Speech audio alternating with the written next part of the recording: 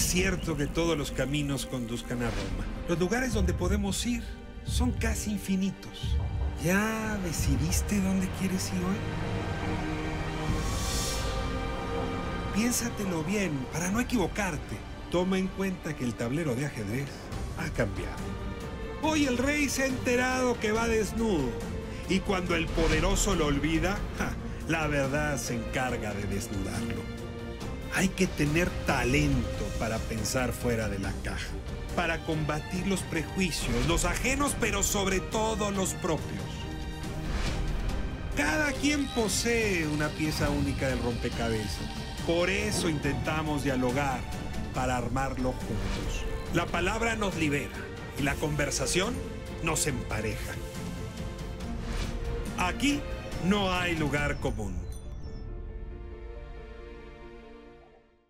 Hoy no hay lugar común con Fernanda Solórzano. Fernanda, qué gusto tenerte en este espacio. Muchas gracias. Es un lujo. A ver, siempre me cuesta trabajo presentarte. Crítica, ensayista, escritora. ¿Qué etiqueta, qué pones en la ficha del aeropuerto cuando vas? Oficio, profesión. Bueno, justamente en la del aeropuerto pongo algo como editora, porque si digo crítica de cine, digo, no me van a dejar salir o no me van a dejar entrar a un lugar porque van a decir, se va a quedar aquí. O sea, la crítica es mal vista, dices tú. Pues es porque es una especie de algo móvil, ¿no? Y nómada. Y entonces, pues yo creo que, pensando en aeropuertos, pensando en que a lo mejor en un lugar no quieren que te quedes a trabajar, pues a lo mejor si dices editora, pues estás más anclado en un lugar físico. Hay algunos críticos que lo que quisieran es que se fueran, ¿no? Pero van a seguir escribiendo desde donde estén. De donde estén. Exacto. Tú estudias crítica. La crítica es tu oficio principal. Sí, sobre todo porque casi todo lo que firmo tiene que ver con haber hecho crítica. Entonces ya es como con lo que me identifico, porque bueno, sí, son ensayos, pero a veces no llegan a ser ensayos. Un ensayo puede tocar muchos temas. Y si acaban siendo sobre cine, pues creo que sí aplica. Ahora, es un lujo, ¿no? Poderle dedicar parte entera de tu tiempo a ver cine y hacer crítica de cine. Yo he dejado buena parte de la vida en salas de cine, pero nunca me imaginé que se podía vivir de eso hasta que te vi. No, no es cierto. Pero a ver, ¿cómo empezó? Complementar la vida, digamos. A ver, ¿cómo empezó eso? ¿A qué edad empezó? Viendo... Mira, hay quien te dice, yo siempre quise ser crítico de cine, que es muy raro que alguien te lo diga. Yo ni siquiera pensé que me iba a dedicar a algo relacionado al cine. A mí lo que me gustaba de niña era leer, porque veía a mi mamá leer y veía que se pasaba horas enfrente, bueno, sosteniendo un libro y dice, ¿qué hay ahí que justifique que deje? ¿Qué libros leía tu mamá? De todo. Eso sí, de eso sí me acuerdas, acuerdo. Me acuerdo desde Vargas Llosa hasta de pronto le gustaba mucho la novela histórica. Me acuerdo que siempre estaba leyendo sobre historia de Europa, en fin, pero era muy ecléctica. Y ella tampoco tenía el filtro de, como supongo que pasa ahora, de los papás, esto no lo debes de leer. Ella dejaba los libros por ahí y yo creo que yo a temprana edad empecé a leer cosas que tal vez ahorita no deberían de leer los niños. Pero te deformaron para siempre. Pues sí, qué bueno. Pues sí. Y entonces cuando decidí estudiar una carrera, pues yo no tenía ni siquiera como claro que quisiera una vocación, así quiero ser doctora, nada de eso. Yo quería seguir leyendo y por lo tanto decidí estudiar literatura latinoamericana, sin tener claro si iba a dar clases, si iba... Nada. Seguí leyendo. ¿Llegaste a imaginarte escribiendo, haciendo novelas? En ese momento no, porque ¿no? Te mentiría totalmente si te dijera... Pero ya habías escrito un cuento, por ejemplo, una obra de teatro, una pequeña obra de teatro guiñón. No, hay una anécdota que ahorita te cuento, pero bueno, tiene que ver con escribir, que es que estudié ya dentro de la carrera un concurso de cuento en la universidad, estudié en la Universidad Iberoamericana, y todos mis amigos alrededor sí se veían a sí mismos como futuros escritores, y yo no, yo tenía una autocrítica, la sigo teniendo tremenda, pero me animé a participar en el concurso de cuento con seudónimo y les gané. Y ya, pero creo que eso fue como mi fin, porque te digo, como soy muy autocrítica, dije, nunca más voy a poder hacer que más que crítica eres autocrítica. Ahora, muy temprano empezaste a publicar. ¿Cuál es tu primera reseña? Así ya dijiste, mira, aquí estoy yo, este es un buen espejo de lo que yo podría hacer. Fue en La Jornada Semanal, fue un texto sobre Abel Ferrara, un director, que estaba pensado para una revista que se llamaba Dicine, que fue una revista de cine que dirigió García Riera durante un tiempo. Se terminó justo se terminó en la edición, ya había muerto García Riera, pero justo se terminó cuando iba a salir mi reseña. Entonces se publicó en La Jornada Semanal, porque ya estaba lista para ser publicada ahí. Pero eso fue como eventual. Ya lo empecé a hacer periódicamente en el suplemento Sábado con Huberto Batiz. Mi primera reseña de cine, que además en adelante ya fue semanal. ¿Te imaginas para mí de pronto esa responsabilidad? Sí, porque además pues Batis no era un editor fácil, ¿no? ¿La tienes enmarcada, esa reseña? No la tengo enmarcada, pero sí tengo claro que fue sobre la película Belleza robada de Bernardo Bertolucci. Sí, sí, sí, sí. Pero bueno, respondiendo a tu pregunta, empecé a ver cine simultáneamente, a leer. Y en algún momento me pareció que lo más lógico, en donde entroncaban las dos cosas, si es que iba a escribir, era escribir sobre cine. Y entonces ya se fue convirtiendo como en una nueva carrera, porque me di cuenta de que no tenía las bases, no tenía la preparación, el conocimiento para hacerlo. ¿Se requiere estudiar algo en particular? ¿O se requiere viajar? ¿O se requiere ver cine? ¿O hablar con otras gentes? Yo creo que ver cine, por supuesto, pero sí un poco, no un poco, mucho, empaparte de historia de cine, género, simplemente para no repetir lo que ya se dijo, para no caer en novedades. En lugares comunes. Exacto, ver qué formas de análisis de cine han estado en boga. Si quieres seguirlas, está bien. Si quieres combinarlas, está bien. Pues como en todas las carreras, quizá nunca va a ser suficiente una bibliografía. Es un punto de partida. El ritmo, digamos, de la escena oscura o del cine era distinto antes de Internet. O sea, antes de Netflix, antes de las plataformas, ¿no? Los ciclos de producción, los ciclos de exhibición, los ciclos de crítica. Casi tenías un año por temporadas, ¿no? O sea, el otoño, el verano, el cine. Y no había DVDs, ¿no? No había nada. Exacto, de esto, la lógica se volvió muy distinta. Es decir, tuviste que especializarte, tuviste que poner la mirada en cierto cine, tuviste que observar ciertos fenómenos, ya los puedes observar todos. Y eres, como yo, esa generación totalmente que no nacimos digitales y hubo que enfrentarse, a analizar y a mirar lo digital, que nos tomó un poco por sorpresa. Ayúdame, ¿dónde estabas? ¿Cómo viviste eso? Mira, cuando yo empecé a ver cine, el cine llegaba a la famosa muestra de cine, que la veías y además si veías una película ahí o no la veías, ya no la volvías a ver. Ahora sabes que la vas a seguir viendo en infinidad de plataformas. Tenías que buscar a veces películas solo si se les encargabas a alguien que viajaba. En fin, eso era muy difícil. Entonces, eso es algo que no extraño. Ni siquiera las vendían pirata. Imagínate en qué época vivíamos. No existía DVD, exacto. Es como que ahora te dice alguien, ay, no, pero qué difícil conseguir esa película. Uy, no, deja que te platique. Entonces, bueno, eso nos formó de alguna manera, pero eso, pues no, ahorita creo que ya no lo extrañaría. Ahora, lo que sí ha cambiado y nos ha desconcertado a todos es esto, lo inmediato, ¿no? Apenas sale una película y ya hay personas opinando sobre ella y eso a la vez la vuelve un fenómeno de ventas y entonces tú de pronto tienes que desmentir que sea una buena película porque no tiene que ver a veces la taquilla. Sí, empiezas a ser parte de un diálogo que a lo mejor no tendría sentido en otro momento, ¿no? Que ya estás hablando más bien con la distribución y con que si algo es popular es lo mismo a que algo sea bueno. Pasa ahora mucho con las producciones de Netflix, ¿no? Que sale una película, Netflix la promueve, no estoy hablando de Roma, sino de otra, por ejemplo, Bird Box, y de pronto es la película más vista en no sé cuánto tiempo y dices, pero realmente no es nada esta película. Y en cambio otras, que no son tan bien distribuidas, pues no llegan al público que uno quisiera que llegaran. A ver, déjame meterme en donde estamos hoy, Roma. Es un análisis difícil que se puede hacer sobre esta película, porque son como muchas capas. Exacto. Voy a ir a la última capa. Ahora la gran discusión es el talento de los productores para haberla presentado y exhibido donde se tenía que exhibir, para haber hecho el juego Netflix versus salas de televisión. Es decir, como toda la estrategia, llamémosla empresarial, pero no, es de producción. Marketing, claro. Como parte central de la obra de arte. Yo creo que hace sombra. En algunas películas es todo, eso es lo único. Creo que en Roma no. Creo que Roma se sostiene por sí misma.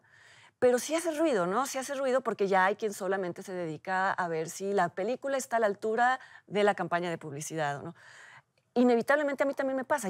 Ves una película de la que has oído hablar 6 meses y quisieras no haber oído nada, ¿no? No, porque ya traes la voz de no sé quién que dijo tal y no sé qué, tus propias expectativas. Creo que eso a la larga no sé si le hace bien a la película misma. A esta pregunta quería llegar. ¿Cómo le haces ante tanto ruido para encontrar tu voz? Es decir, esto es lo que yo puedo aportar, no es mucho, no es poco, pero esto es lo que yo puedo ofrecerle a mis lectores. Es una muy buena pregunta porque me causa un dilema, porque evito, hasta el momento de ver la película, evito lo más posible leer sobre ella, lo cual a veces es imposible y entonces quedo fuera de muchas conversaciones, pero es que si no, ya estoy viéndola siempre con relación a lo que leí.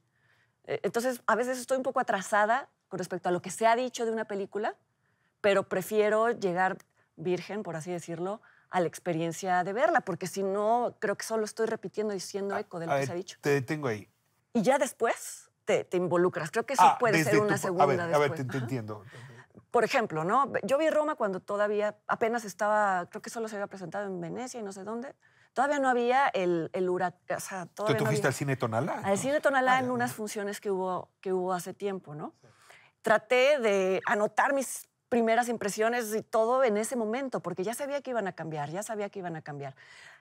Después de haber hecho eso y de más o menos aterrizarlo para mí, sin haber publicado nada, pero ya teniéndolo claro, es que más o menos me animé a entrar a esta otra conversación, porque si no, creo que hubiera sido muy difícil. Yo no sé la gente que apenas la va a ver, o sea, realmente los admiro cómo pueden hacer para no tener tanto ruido alrededor. Roma es un muy buen ejemplo de cómo se puede adelantar una película mucho antes a la experiencia de verla, ¿no? Me encantaría saber cuáles son tus criterios, y qué tan bien trazada está la narrativa, si qué tan bien buena es la fotografía, si es la actuación, si son los recursos técnicos. Si nos ayudas un poco a ver el pentagrama con el que lees tú la música del cine. Déjame irme a corte y nos cuentas tu receta. Claro. Que se pueda. Claro. Vamos a corte, regresamos. Aquí no hay lugar común.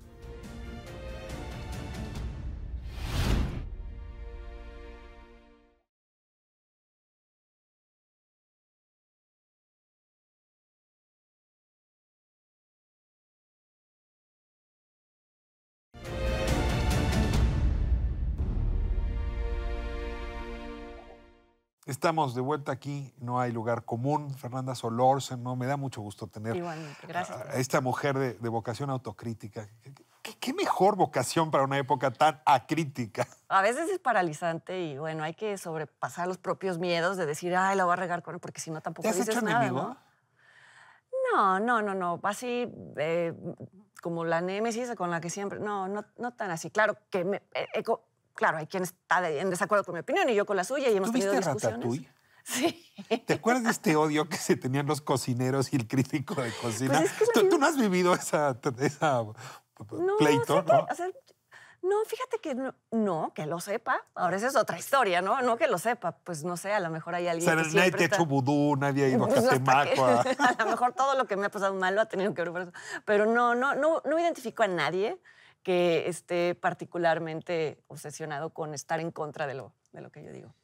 Hoy el contenido es rey, así dice este lugar común de las conversaciones. Y sin embargo, ese contenido tiene muchas aristas, ¿no? Una buena narración, buenos personajes, buena música, buena fotografía, buen conjunto.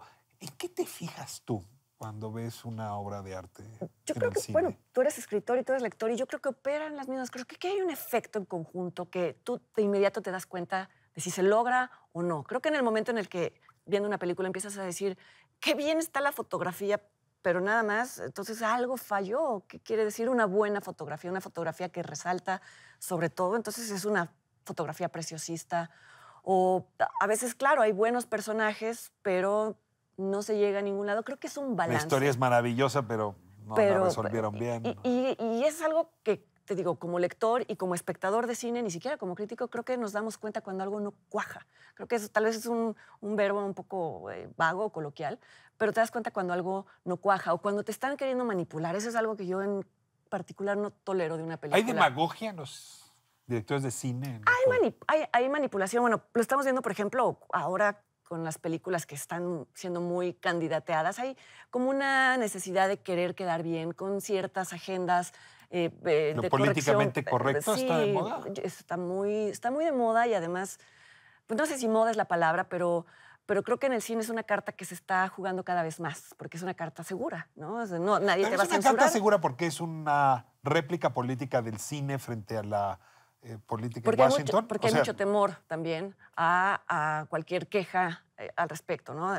Si tal película va a ofender tal sensibilidad, entonces se va a boicotear o va a tener una mala prensa o va a tener una mala crítica. Yo eso es algo que me empieza a preocupar. Una cosa es que tenga mala prensa, pero creo que los críticos tendríamos que ser capaces de ver más allá de eso y no descalificar una película porque no está cumpliendo con cierta ¿Tienes agenda, ¿no? criterios morales a la hora de juzgar una historia? ¿O cómo le haces para deshacértelos? Porque Digo, alguna es moral... imposible porque soy persona y tal vez siempre voy a ser más sensible a una Los historia que sujetos otra, ¿no? somos subjetivos, ¿no? Exacto, No, pero en lo posible intento que no interfieran en mi apreciación sobre una película. Por ejemplo, ahora se dice que los actores no deberían de interpretar a personajes moralmente reprobables. Yo creo que entonces estamos dejando fuera la representación de una buena parte de la vida y que incluso si quisiéramos ver el cine como una herramienta para ser mejores personas, lo que sea que todo eso signifique, creo que tenemos que haber representado todo eso y tomar una postura ante eso. Creo que el cine es justo un laboratorio para vernos reaccionar ante las cosas.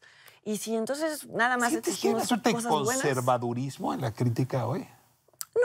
No en todas, repito, creo que en Estados Unidos sí se está dando y luego nosotros replicamos eso, ¿no? Pero ¿qué dirías? ¿El Me Too sería una forma...? El Me Too y todo lo que tiene que ver con que evidentemente uno rechaza el racismo, uno rechaza la homofobia, uno rechaza cualquier tipo de discriminación y eso es absolutamente aparte.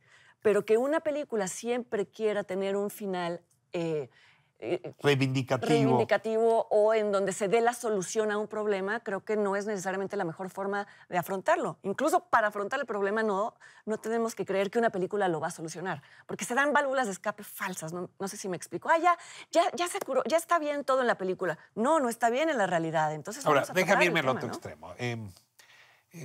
México tiene un problema con el cine que quizá está cambiando. Pero la pantalla donde se proyecta México no es normalmente mexicana, ¿no? Como ningún otro país, Hollywood nos determina. Totalmente, sí. Y por ejemplo, el éxito que han tenido las series y las películas donde se habla de la violencia mexicana y el narco mexicano nos han marcado en la última década.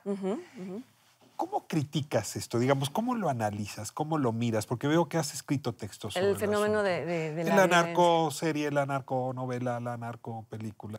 Creo que aplicaría a todos los géneros. Hay Ya. géneros que simplemente explotan un tema, que podría ser en este caso la violencia, que es explotar un tema, no mostrar algo con sus consecuencias o en su contexto, sino simplemente como algo en lo que en el caso de las narcoseries, ¿no? En donde los personajes se divierten, en donde los personajes tienen una vida que acaba siendo más atractiva para la ciudad, pero no se muestra el dolor que causan, no se muestra sus propias vidas, cómo llegan a ser afectadas. Creo que si se llegan a mostrar todos esos matices, ya no es entretenimiento y ya no se está explotando. Creo que O sea, habría una distinción entre la propaganda y el cine más genuino, dirías tú. pues sí, o entre crear placer en el espectador fingiendo que estás mostrando algo problemático, que a veces hasta Tarantino lo ha hecho, ¿no? Vamos, eso se le ha criticado. A veces criticar la violencia ese es el pretexto para mostrar balaceras divertidas, ¿no? En cambio, el cine como, no sé, de Sam Peckinpah, por ejemplo, muestra el horror de lo que puede ser un ataque, una violación en grupo, ¿no? Y en ambos casos siempre se van a deber, yo creo, de mostrar las cosas espantosas que pasan en el mundo. La diferencia es mostrar o no las consecuencias, el dolor que causa, ¿no? Por ejemplo, una película que a mí no me gusta es Asesinos por Naturaleza, de Oliver Stone, porque en teoría está criticando a dos jóvenes que van y asaltan en todos lados, pero lo hace tan visualmente agradable y tan divertido que lo hace excitante. Entonces, ahí hay un doble discurso. Es el doble discurso lo que me molesta, ¿no? Las animaciones y fundamentalmente los juegos de video son una fuente muy poderosa que se nos metió en el cine, ¿no? Y de pronto uno está pues viendo una película, no sé, acabo de ver ahora Aquaman con mi hijo y me sorprendió ver cómo, pues en realidad estaba casi viendo una partida de PlayStation. ¿Cómo encuentras tú estos límites entre formatos distintos que hoy están convergiendo? Fíjate que yo no soy muy adepta a los videojuegos y entonces temo contestarte algo que va a sonar quizá fuera de lo que está sucediendo. Me doy cuenta de que ahora existen, por ejemplo, series con los finales alternativos en donde uno decide, Eso de Black ¿no? Mirror ahora, que sí. tiene una serie donde tú puedes decidir sobre distintas escenas. A ver, igual, vamos, yo creo que no, en general, satanizarlos, creo que caeríamos otra vez como en una especie de algo un poco conservador y no, ¿por qué no? A lo mejor encontrar Ahora, que eso sea la propuesta de un autor, no lo sé. Es que son tantas las preguntas que cada tecnología nueva que llega. Por ejemplo, ahora estoy pensando, no sé si llegaste a verla, oír de ella, la exposición que hubo de realidad virtual que hizo González Iñárritu, Carne y Arena, que se... Tocó participar en su montaje en el Centro Cultural Tlatelolco. Y bueno. justo hacia allá iba. Carne y Arena lo que te habla es de realidad virtual, no como es, sino como va a ser.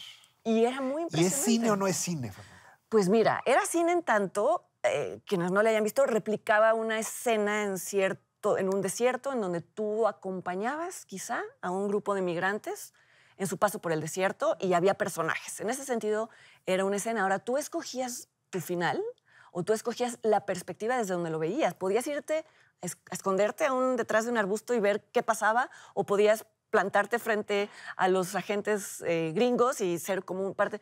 Y a mí eso me parecía muy interesante porque ahí tú mismo estabas fijando, que tal vez, digo, estoy extrapolando, pero ¿qué tal que ahí tú estabas reflejando tu postura en la vida real? ¿Qué harías en realidad, no? ¿Es el futuro del cine? No ese creo. Tipo? ¿O esa es otra arte? ¿O estamos ante una expresión nueva? Falta mucho, falta mucho porque es muy caro, ¿no? Es muy cara esa tecnología y finalmente el cine siempre se ha distinguido por ser algo que de alguna manera, tarde o temprano... Es masivo. Es masivo. A ver, te tengo ahí, porque vale la pena mencionarlo. La pornografía, y sobre todo las empresas de pornografía china, le están apostando a un desarrollo importantísimo. A la realidad virtual. Y en realidad, si tú logras quitar los cables y pronto empezar a funcionar con tecnología inalámbrica, tú puedes tener una experiencia masiva. Sí, más bien, déjame planteártelo. Es probable que tú estés haciendo crítica en los próximos 10 años sobre ese tipo de piezas. Y yo creo que hay que desarrollar otro tipo de análisis, porque si no... A ver, eso. No, porque si no vamos a quedarnos en el... Yo hubiera querido que fuera así, ¿no? O en el juicio moral, ¿no? De está mal ser parte de una situación como la de los migrantes sin realmente ser parte de ella. Pero bueno, tal vez alguien sí lo va a sensibilizar un poco más. O sea, creo que el juicio moral, una vez más, no nos va a ayudar. Creo que no nos va a ayudar me hubiera gustado que fuera de esta manera, pero no nos ayuda desde ahorita. Creo que simplemente va a ser una extensión de más bien es evitar lo que evitamos ahorita, tratar de evitarlo al juzgar estas... Claro que hay muchas más trampas y muchas más tentaciones, ¿no? Te sientes mucho más expuesto. Yo confieso que cuando fui a ver la exposición de Alejandro González, yo dije, no, a mí no me va a pasar nada. Finalmente yo sé que estoy rodeada de un espacio vacío. Y cuando salí me di cuenta de que tenía los pantalones manchados de arena, porque me tiré al piso, porque me asustó muchísimo la idea del helicóptero volando sobre nosotros. Entonces, bueno, finalmente somos reacciones y a veces no estamos ni tan conscientes de cómo vamos a reaccionar. Entonces yo creo que ante toda humildad sobre cómo nos puede impactar esto, ¿no? Decir, claro, no, la pornografía, yo no me voy a creer que estoy teniendo una experiencia simplemente porque me la estoy imaginando. No lo sabes, ¿no? Finalmente la pornografía tal cual y existe, eso es lo que provoca en las personas, provoca reacciones físicas a sabiendas de que estás solamente viendo algo, ¿no? No podemos ser tan puristas en Alejandro contaba en ese sentido, ¿no? que aquella primera escena de cine donde el público se puso de pie porque vio entrar un tren. Exacto, es lo mismo. Se asemeja a esto. Yo creo que sí, yo creo que está muy bien explorar todas las formas posibles para recuperar esa sorpresa, porque ya estamos medio anestesiados. Como ya todo se puede replicar. La empatía, y déjame cerrar ahí, ¿es un tema que te preocupa? Por supuesto. Que la pieza tenga empatía con su público. Por supuesto. ¿Y qué logra es el éxito en la empatía en una buena película? Yo creo que es la mirada del director. Yo creo que es absolutamente la mirada del director, la distancia que pone o no frente al problema que está representando. Y ahí vamos un poco al tema de la explotación, porque 100 directores pueden tocar el mismo tema y tocarlo con o sin empatía, y ahí se va a notar si lo está explotando o no. ¿No? Creo. Pues en una delicia, la verdad, seguir esta conversación. Se nos va el tiempo. Recomiéndanos tu libro. Claro, con muchísimo gusto. Es Misterios de la Sala Oscura, en donde un poco hablo de cómo creo que se relacionan justamente nuestras vivencias personales con lo que hemos oído sobre una película, con lo que en ese momento se vivió. Son ensayos sobre 8 películas. No son sobre las películas, son sobre experiencias que se tienen de las películas. Y sobre tu mirada y por lo tanto sobre ti. También, uno no escapa Vale de la esa. pena. Muchas Misterios de la Sala Oscura. Déjame cerrar con las preguntas obligadas. Okay. Lo primero que te venga a la cabeza. palabra que más quieres, que más te gusta. Ay, posibilidad. La palabra que más detestas. Enfermedad. El sonido que más te gusta. Uy, el mar. El sonido del mar. Sonido que odias. Los claxons. Los embotellamientos. Si no hubiese sido crítica, editora, escritora, ¿qué sería Fernanda Solórzano? Qué difícil pregunta. Quizá habría sido... no lo sé. Voy a decir una cosa como de niña chiquita veterinaria. No lo sé. Me gustan... Mucho me los gustan animales. pero sí, la veterinaria es muy difícil porque te tienes que enfrentar al fenómeno de la muerte de los animales. Tal vez algo relacionado con animales. Cuidar animales. Cuidar animales, sí. Un día vas a dejar este planeta y habrá un balance final. Te lo va a dar algo o alguien, o un epitafio. ¿Qué te gustaría que dijera ese balance? Fernanda, 2 puntos. Lo intentó todo. Y lo logró. Fernanda, Fernanda, muchísimas qué lindo, gracias. gracias. Un lujo tenerte aquí. Muchas No hay gracias. lugar común. Próximo sábado, 7 de la tarde, ADN 40.